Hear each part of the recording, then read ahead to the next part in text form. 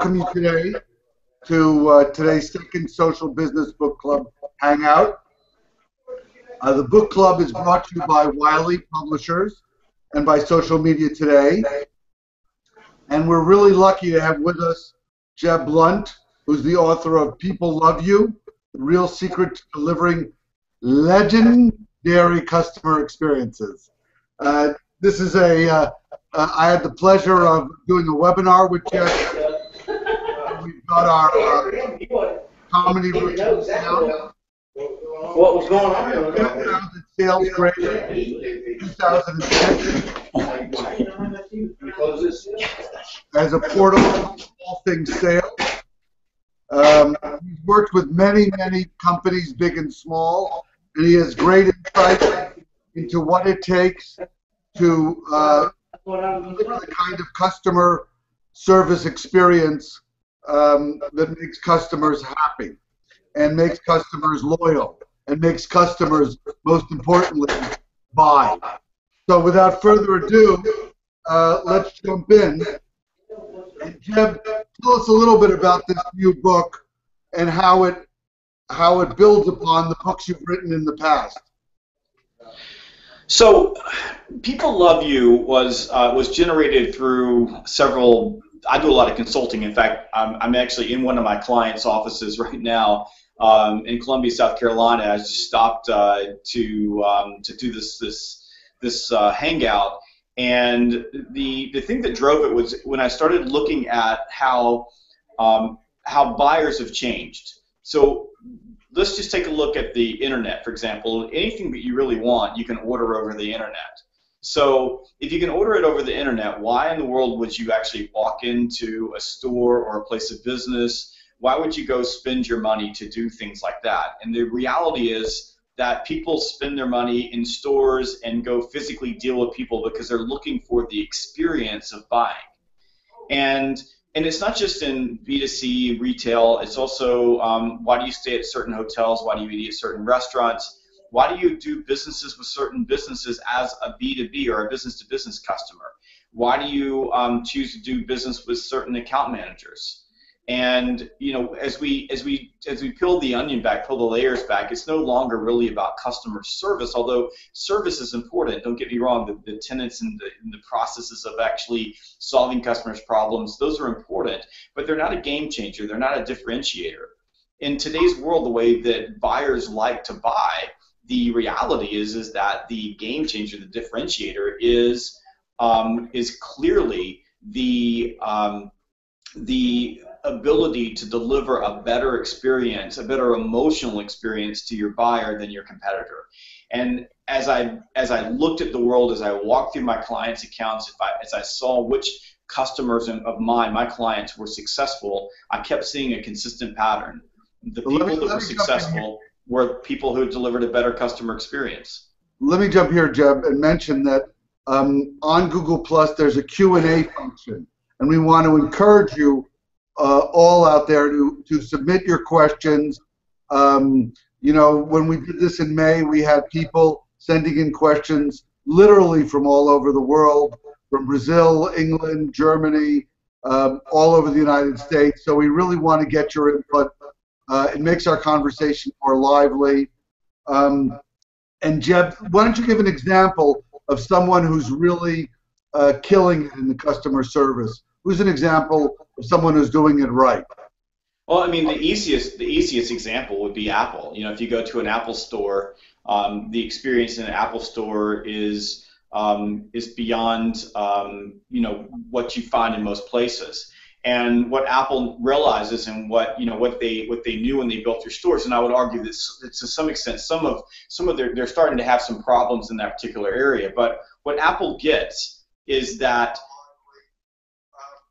it's an emotional experience. You go to an Apple store to experience the process of buying their products. You want to get your hands on. You want to have people that treat you like you're important and not like an idiot, that don't dump product and features. I just had that experience because I bought an $1,800 Mac Air at an Apple store. I could have ordered it online. It would have been easier and saved me a lot of time. But I really like going to the Apple store, and I really like the process of purchasing it there, and that's why I went. And they're a great example of that. And I think everybody has their own stories about that. You know, I had a thing where I was on the treadmill listening to music, and suddenly someone said something, and I jerked my head, and the iPod went flying and actually bounced on the ground and went in the treadmill.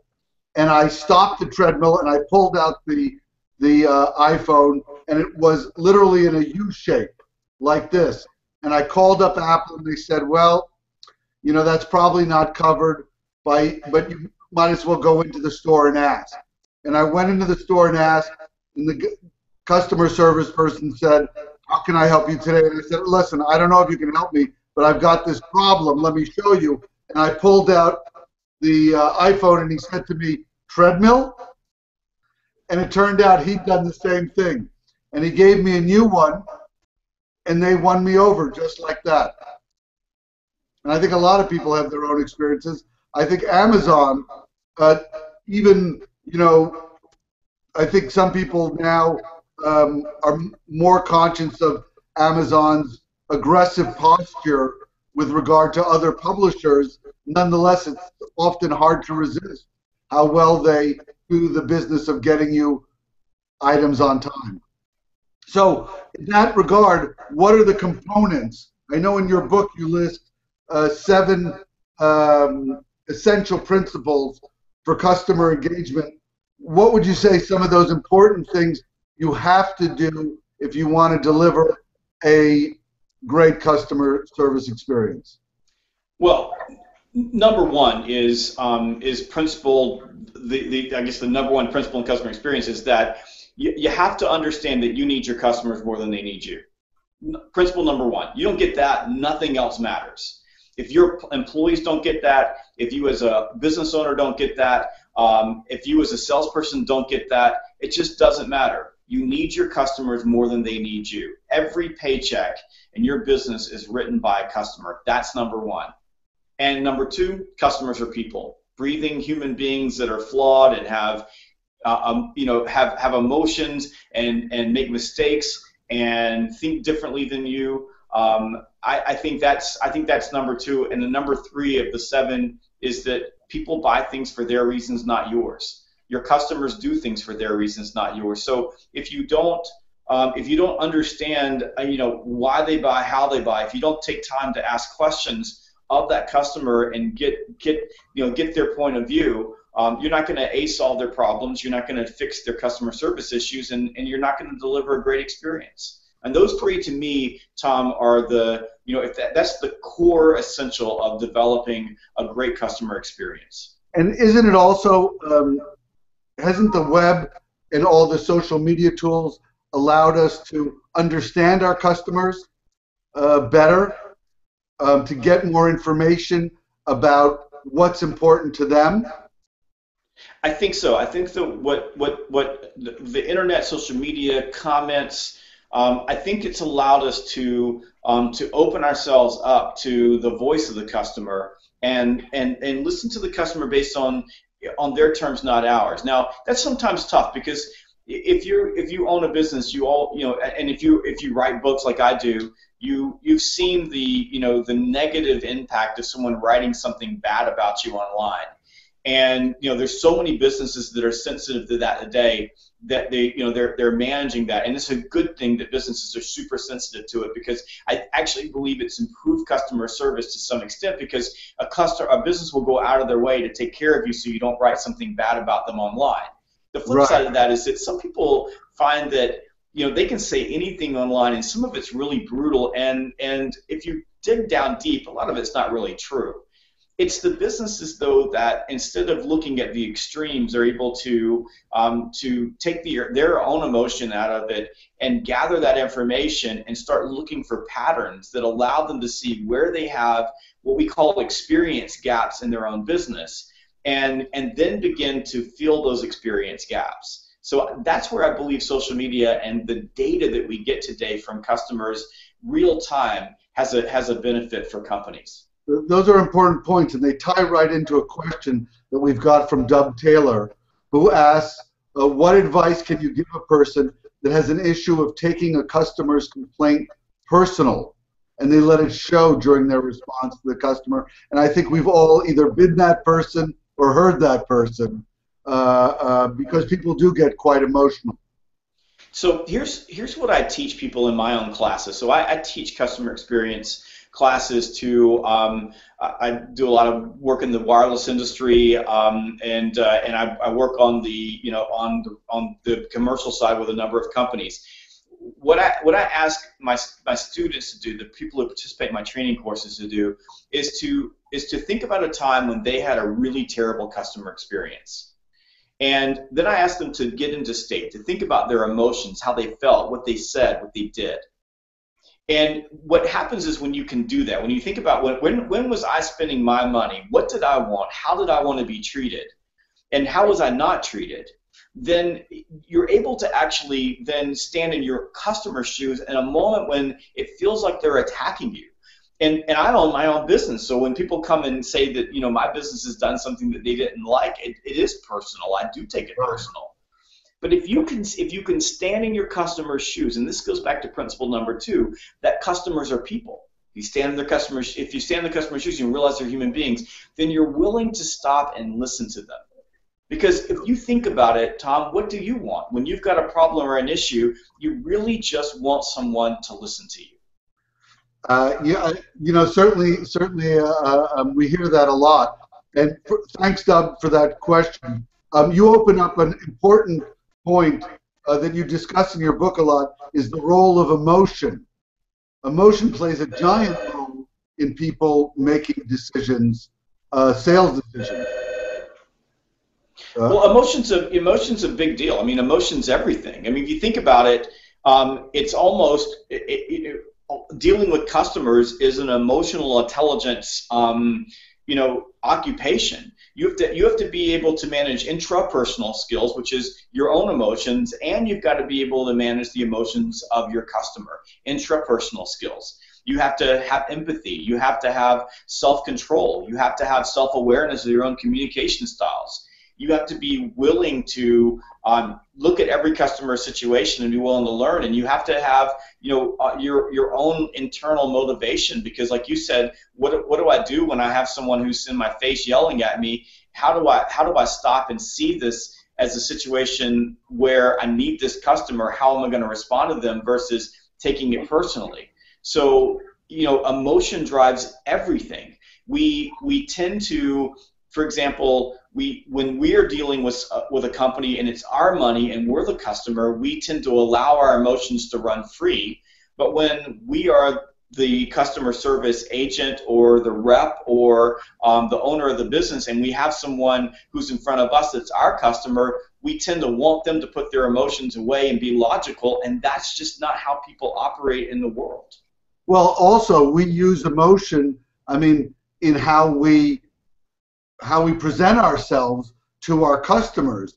A lot of people make their decisions about brands based on how they relate to it. Look at Coca-Cola, which, Coke is happiness. Right there. They're saying that they want you to have an emotional connection to their brand. How does this brand make me feel? What does it say about me? It's not necessarily a financial decision. It's much more of an emotional decision. Always. People buy on emotion and they justify with logic. And it's easy to talk about Coca-Cola. Because that's an important point. Just if you can repeat that for our Say that again now? Yeah. Just repeat what you said about emotion and people buy on emotion, justify with logic. Yeah. It's how it works. We cannot make decisions without emotion. There was a group of scientists up in the University of Michigan that studied people who had the emotional center of their brain destroyed either through an accident or through surgery to remove a tumor, and they gave them choices to make. And they found that the people who had their rational part of the brain, their neocortex, completely intact, but had the limbic system damaged, their emotional side of the brain damaged, they found that those people would agonize and agonize and agonize. They would be unable to make decisions. So emotional connections are a big deal. Yep. And it's easy for us, Tom, to talk about like Coca-Cola, the brand Coca-Cola, or Apple, or AT&T or Microsoft, or any of the big brands that we know about, Amazon. But the question is, what about everyday small businesses out there that are selling a lot of the same stuff? So how do you create emotional connections to those brands? What's the way? I don't have a multi-million-dollar, $100 million marketing budget. I don't have the ability to go out and use media to create those brands. How do I differentiate in the marketplace? That's really what People Love You is about. And I think the point is well taken, because for as big as these brands we're discussing are, the way that the smaller brands can differentiate themselves is by delivering that emotional connection, that personal connection, that almost personalized connection. Now, again, I'm going to encourage everyone who's listening on the Hangout to send us questions on the Q&A. We really enjoy that. Discuss a little bit. You mentioned in your book the pull strategy. Discuss what that is. So the pull strategy is a technique used in business to business. And for all the viewers here, someone just texted me that there's a shadow behind me, and I apologize. I had to grab an open office and get into it, so the lighting is not exactly optimal. So please forgive me. But the pull strategy is something that we use in business to business, and it's about becoming a trusted advisor. So if you're, for example, you are let's say you sell insurance, or you sell business to business products. What we try to do is we try to become a trusted advisor. We try to get our customers to bring us to the table. And if you think about customer problems in business to business, there are basically three types of problems. There's the problems that customers always have. So they hire companies to fill those problems. Then there's these intermittent problems. They have something that pops up and they need someone to help them with that. They typically are going to call a salesperson or a company they already have a relationship with. Then there are the problems that they don't know they have. And it's there that you really win the day. That's where you begin to differentiate. But you have to point those problems out to them. You have to have a seat at the table with your customers. You have to be in a place where you can actually shape their buying decisions. And that takes time, but the differentiation is that, and this is where businesses and account executives really win the day, is that they have been so focused on delivering a great customer experience.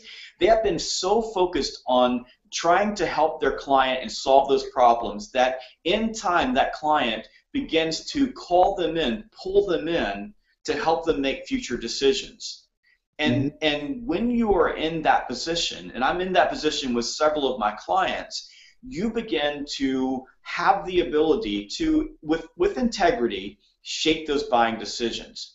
And you'll know that you're leveraging this correct way when the phone starts ringing and they start asking your advice. What you have to be aware of, though, is many times they're not asking you your advice about something that actually makes you money. It's about something else. You prove your worth to them by helping them solve the problem, whether or not the problem has anything to do with your business. And again, as you say, being a trusted advisor, you're building that connection, that emotional connection that's going to pay off in your business, many times over. That's correct.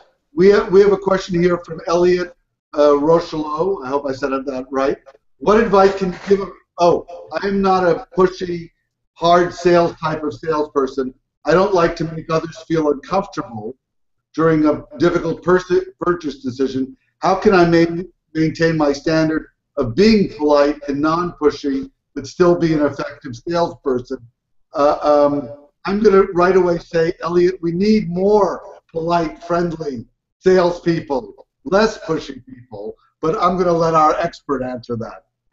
Well, this is the misnomer of sales, that sales is being pushy. Now, you have to ask for what you want. I mean, this is the prime rule for all of sales. If you don't ask, you won't get. So you have to ask for what you want.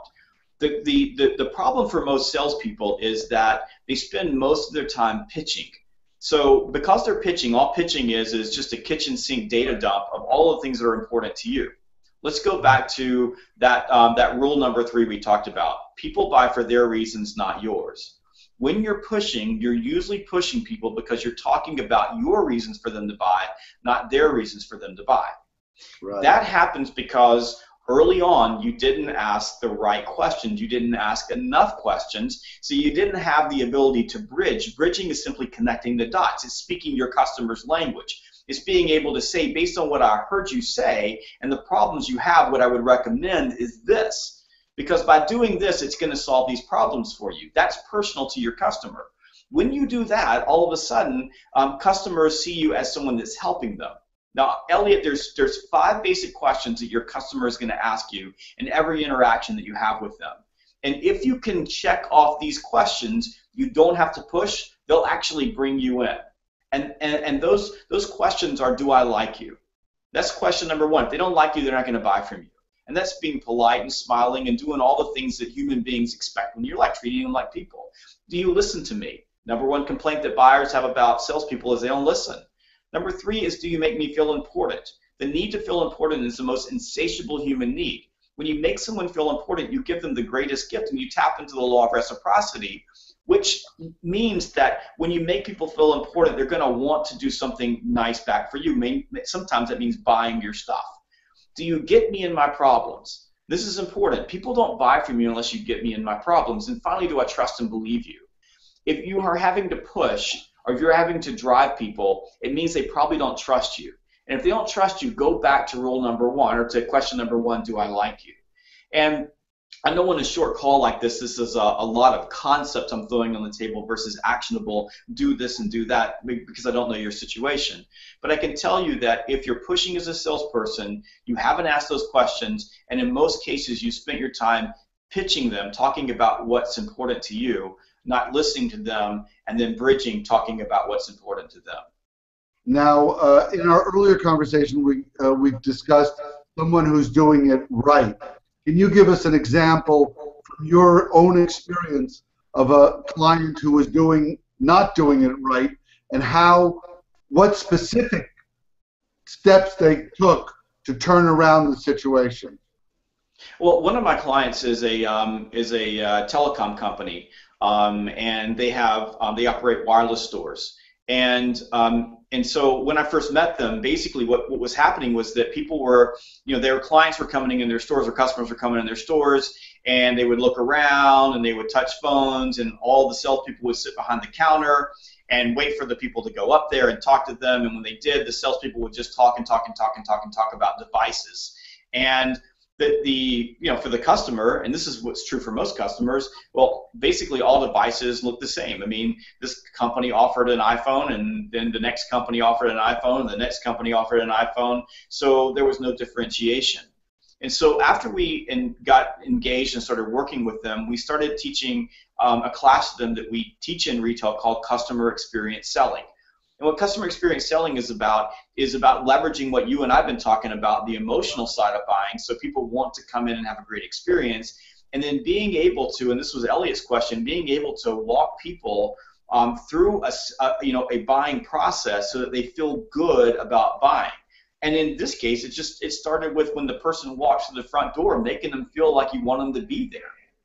Taking the time to actually ask them questions and listen to them and learn about their personal circumstances. If you think about it, your cell phone, your device, it's personal to you. You'll leave your wallet at home before you'll leave your cell phone at home. So it was learning about what was important to not just the technical specs of what an iPhone or a Samsung phone does, but what that phone means to them. And we simply taught them a process of making personalized recommendations to their customer based on the customer's unique circumstances or situation. And then we just taught them to ask for the sale, and then walk the customer through the process so that they actually could reduce the number of returns, which is a very expensive thing in the wireless industry. So what we were able to do was increase sales by double digits, and reduce returns at the same time. And at the same time, all of this was done, their NPS scores begin to improve. Their Net Promoter scores begin to improve because customers were having a better experience. And these were very basic, simple levers, but we taught their people, their salespeople, their representatives, how to deal with other people in a way that made them feel good. Starting with principle number one, you need your customer more than they need you. Because if a customer walks into a wireless store to buy a device and they walk out without one in their hands, it usually means that they didn't have a great experience, and generally that means they're walking across the street to your competitor and they're going to buy it from them. And that underlines one of the most important things is that you actually have to train your staff. It's not enough that you think how things should be done. You can't assume that everyone on your sales staff knows until you've actually trained them. And that's exactly right. We assume that people know how to treat other people. We assume that. And the truth is that as human beings, intuitively, we do know how to treat other people. What's funny to me, and it's always been a curious thing, and I guess it's how I make a living, is that, so yes, people do know how to treat other people, but crazy thing, as soon as you get them on the job, so you take a person who, with their friends, is the nicest human being in the entire world, and then you stick them on a retail floor and they've got to go sell wireless devices, they become a robot. They start pitching. They don't understand how to deal with people. They don't know how to deal with objections without pushing people. They don't know how to ask for the sale the right way. They don't know how to build a bridge or connect the dots. They don't know how to do those things. And so a lot of what we do in training is both teaching people the techniques, but also helping them become aware that when they treat customers like people and they use those same techniques of listening to people and making them feel important, that it makes selling so much easier, and their close rates, I mean, it's like almost like a rocket ship. They begin closing so much more than they were before, and you just look around you in the landscape. If you're a waiter, you'll sell more appetizers, sell more desserts, you'll upsell more wine. If people like you, respect you, and you're listening and making them feel important, and you're asking in the right way.